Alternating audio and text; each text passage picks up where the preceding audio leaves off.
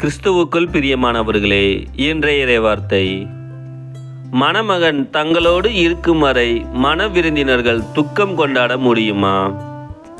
புனித மத்தேயு எழுதிய நற்செய்தி 9ஆம் அதிகாரம் 14 முதல் 17 முடிய உள்ள வசனங்கள்.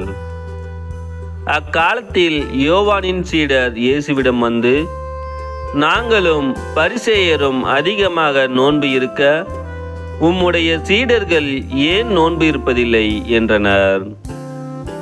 அதற்கு இயேசு அவர்களை நோக்கி, மணமகன் தங்களோடு இருக்கும் வரை மண விருந்தினர்கள் துக்கம் கொண்டாட முடியுமா? மணமகன் அவர்களை விட்டு பிரிய வேண்டிய காலம் வரும்.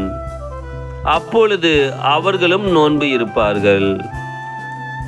மேலும் எவரும் பழைய ஆடையில் புதிய துணியை ஒட்டு போடுவதில்லை. ஏனெனில் அந்த ஒட்டு ஆடையை கிழித்துவிடும், கிழிசலும் பெரிதாகும். அதுபோல பழைய தோற்பைகளில் புதிய திராட்சை மதுவை ஊற்றி வைப்பதில்லை. ஊற்றி வைத்தால் தோற்பைகள் வெடிக்கும், மதுவும் சிந்திப்போகும், தோற்பைகளும் பாழாகும்.